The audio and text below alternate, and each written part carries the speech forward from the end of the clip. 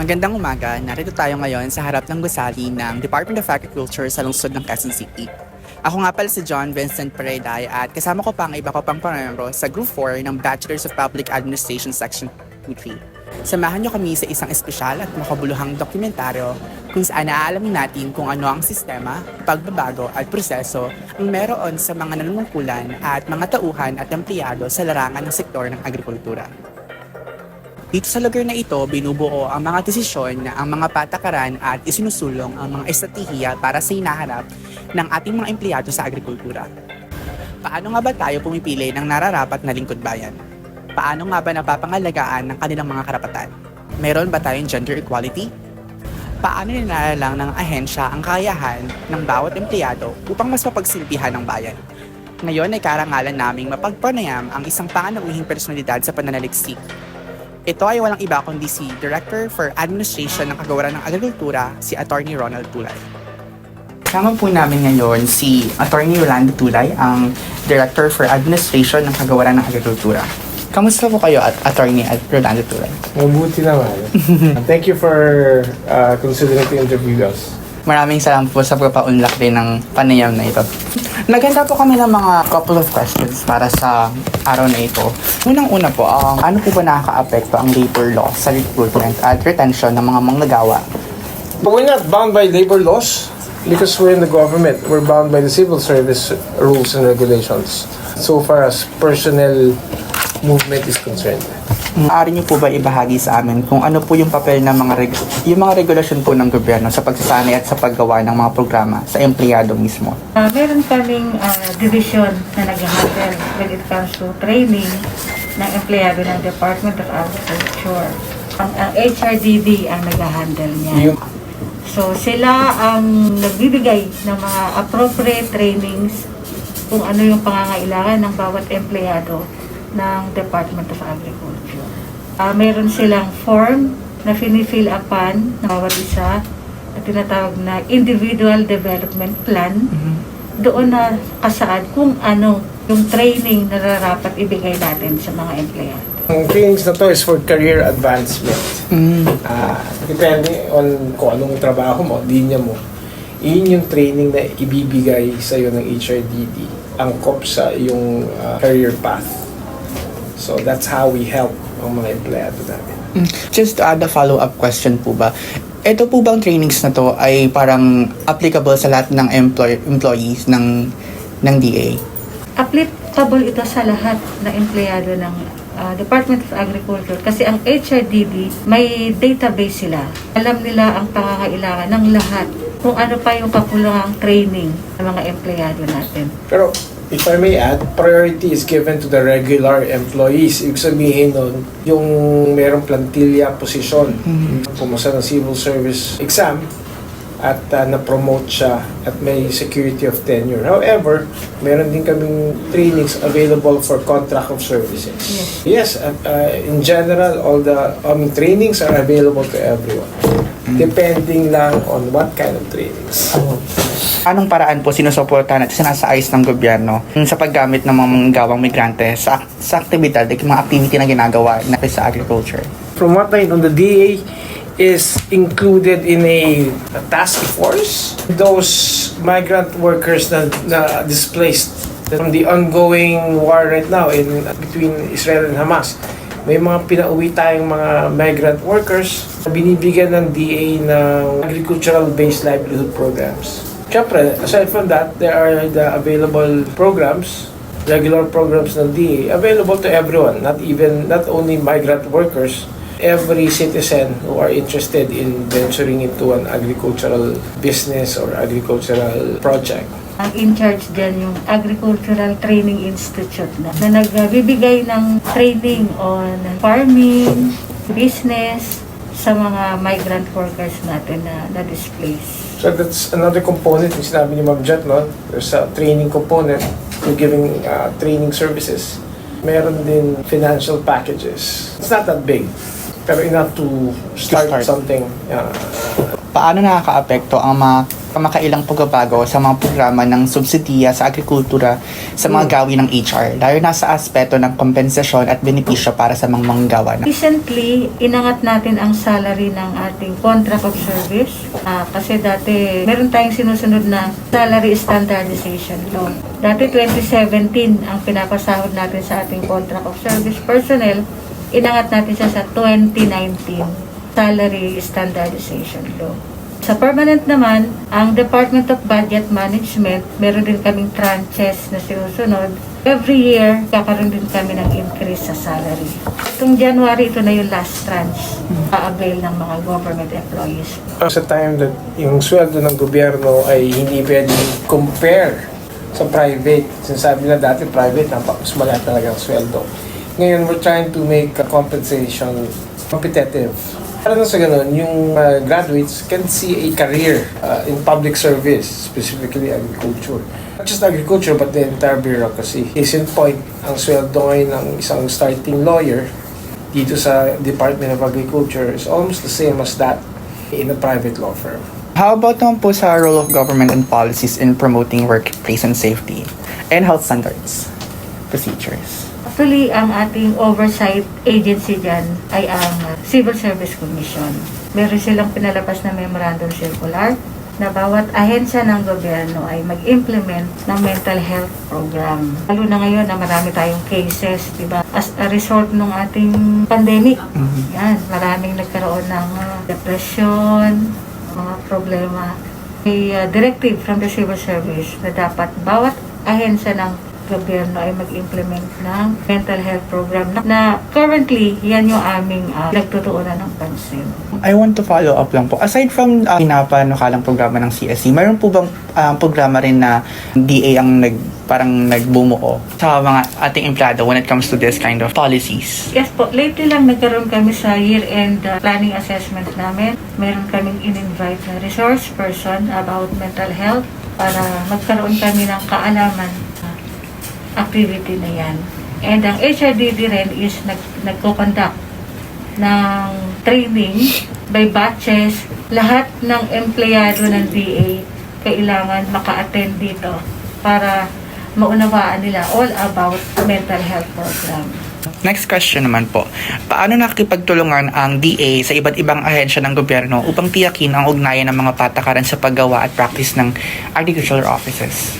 Actually, ang ARTA, Anti-Red Tape Act, meron silang whole of government approach wherein bawat ahensya ng gobyerno ay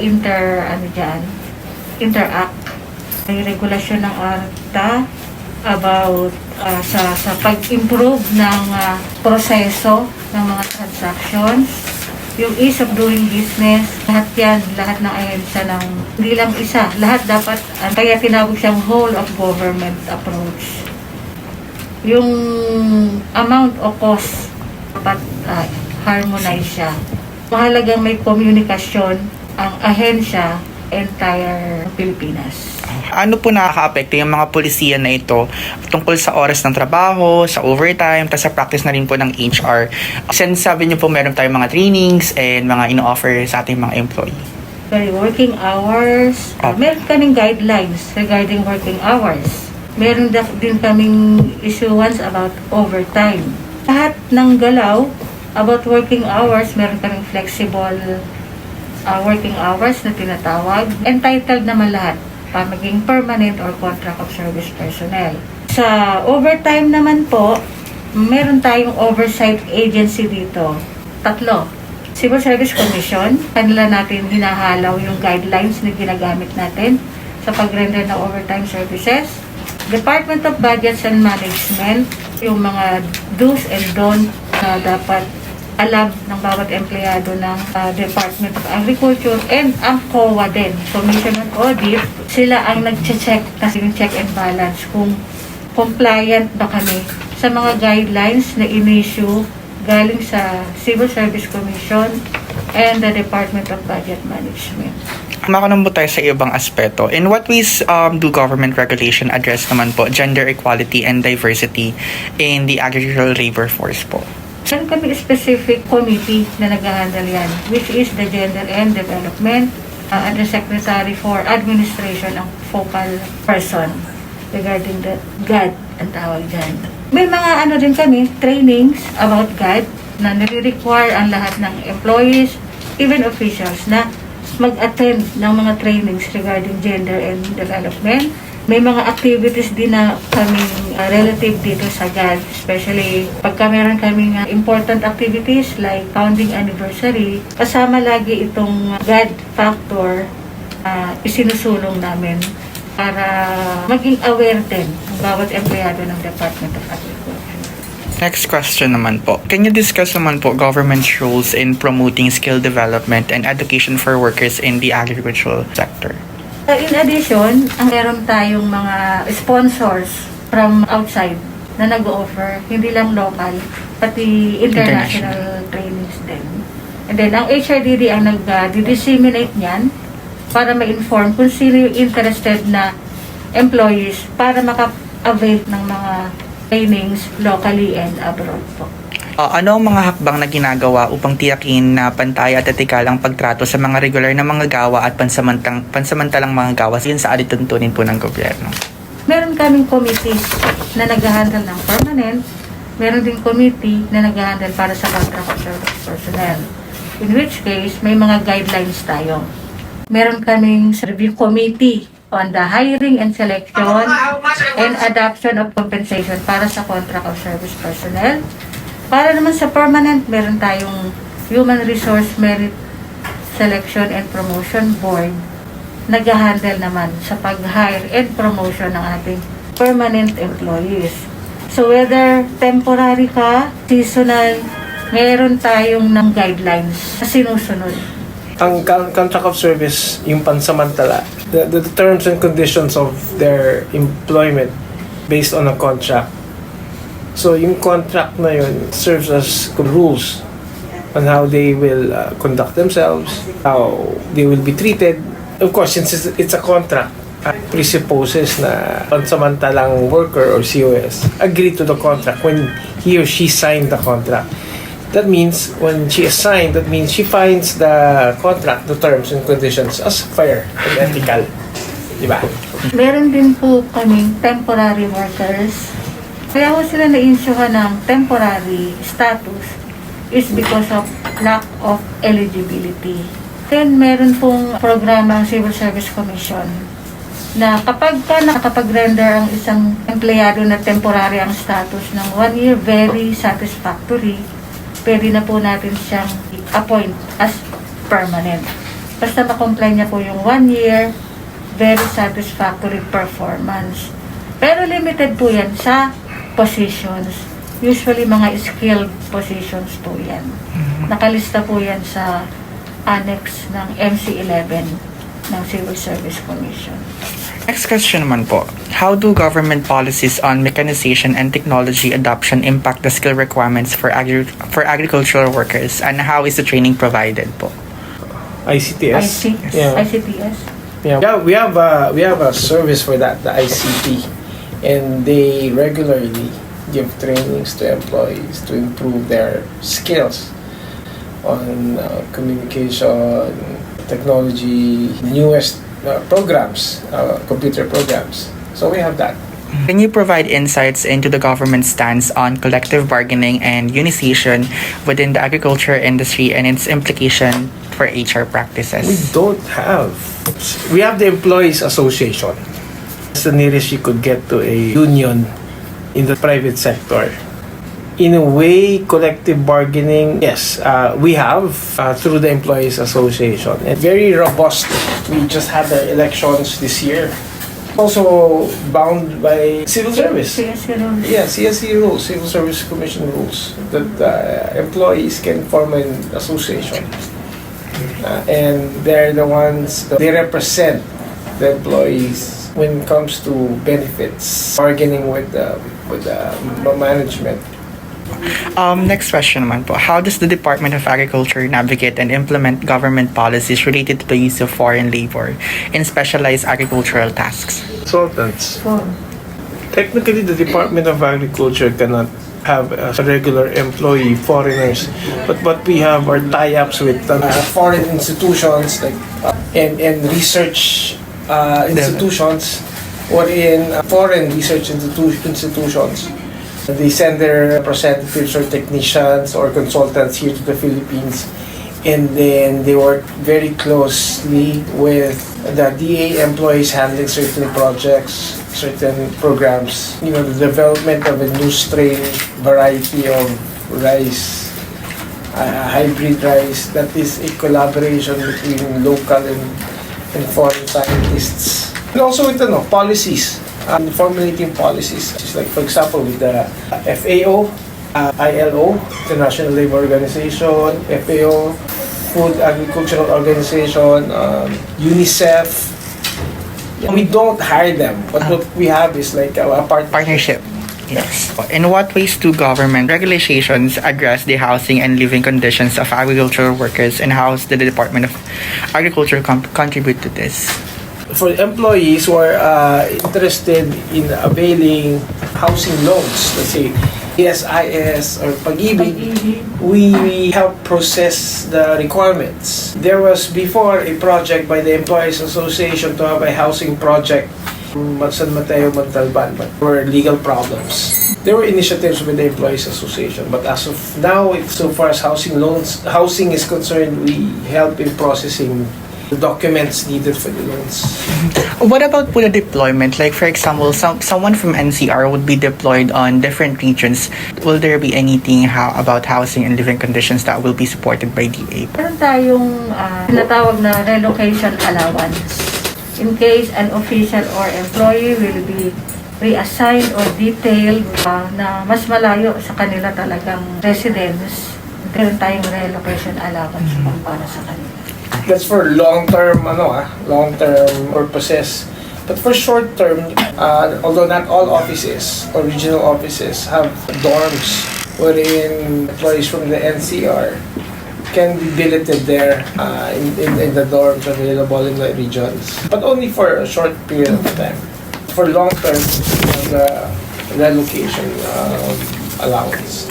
The relocation allowance is shoulder for housing and vision and all the other services like laundry, electricity, utilities. Can you discuss the role of government incentives and subsidies in promoting the adoption of modern HR management system within the agricultural sector? Partner agency namin talaga dito is the Civil Service Commission. Sa kanila nanggagaling yung modern HR management systems na kami naman sa bureaucracy sa kanila nakatingala para dito. At kami naman nag-a-avail ng mga programang galing sa kanila. Kagaya ng mga updates sa human resource practices, sa mga IT development. Last question naman po. How does the DA ensure compliance with government regulations while also addressing the unique HR challenges specific to the agricultural industry? Just like any law or regulation in the government, a law, lahat ng polisiya, lahat ng regulasyon, that if we do not follow, we do not implement, as in HR admin personnel, can be held administratively liable. Pwede kaming kasuhan. Very strict, especially the civil service when it comes to implementing rules on personnel, anything from hiring to firing. Make us lose our jobs if we do not follow the rules. Bound kami to follow, and we are subject to administrative cases, probably even criminal cases. We make sure compliant kami. Lahat ng actions namin is within the rules and regulations issued by oversight agencies. Lagi naman Civil Service Commission, Department of Budget Management, and the COA. Employment in government, especially plantilla position, is protected by the Constitution. It's a property right. You cannot deprive a person of life, property, di ba? Without due process. The employees themselves, they're very vigilant. Kasi nga karapatan nila yun, pinaghirapan nila yun. So kung anong karapatan nila, susundin namin at ibibigay namin. It's a two-way thing. We do our job and we get reminded. So, wala kami kawala.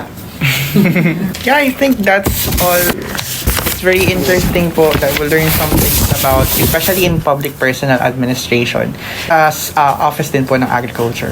Ako ay Pilipino, buong katapatang nanunumpa sa watawat ng Pilipinas at sa bansang kanya sinasagisag na may dangal, katarungan at kalayaan na pinakikilos na sambayan ng makadiyos, makatao, makakalikasan at makabansa. Oh. Okay, ikaw naman. Hindi ka nakikinig eh. Yeah, go. Pero, yeah. Okay? Yes. Hope we were able to help. Thank you. Thank you. At dyan na po nagtatapos ang aming dokumentaryo patungkol sa panunungkulan, tauhan at empleyado sa sektor ng agrikultura patungkol sa opisina ng Department of Agriculture. Maraming salamat sa iyong pag-aantabay.